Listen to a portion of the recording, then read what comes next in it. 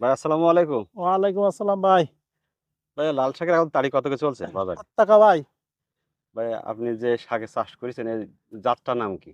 আমরা বলে নল শাক আর হচ্ছে আর এক নম্বর এরবেন না কি একটা নাম বলে আমরা নল শাক বলি। আর লাল শাক। হ্যাঁ, এই শাকের মেয়াদ কতদিন? এই 18 দিন, 18 দিন আর হচ্ছে 15 দিন ওঠে, ভালো জাগালে 15 দিন ওঠে।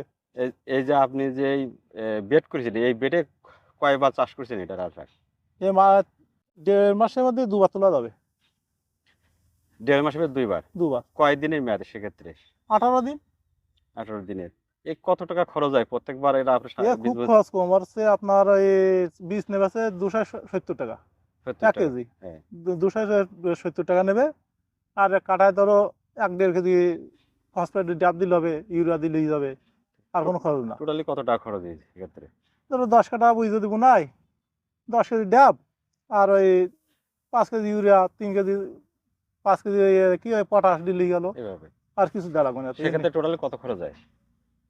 আনুমানিক আনুমানিক ধরো 10 কাঠা বইতে 1,000 টাকা চলে যাবে। আপনি এই 1000 টাকা খরচের বিপরীতে কত টাকা বিক্রি করেন এটা? এই 10 কাঠা বইতে প্রায়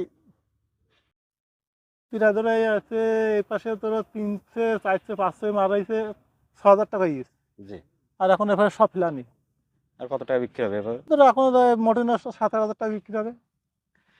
তাহলে আপনার 1000 টাকা খরচের বিপরীতে 13,000 টাকা বিক্রি করতে তেরো হবে। হাজার টাকা বিক্রি হবে। এইভাবে প্রতি 18 দিন অন্তর অন্তর আবার 18 দিন পার হবে না, 18 দিন মারতে হবে।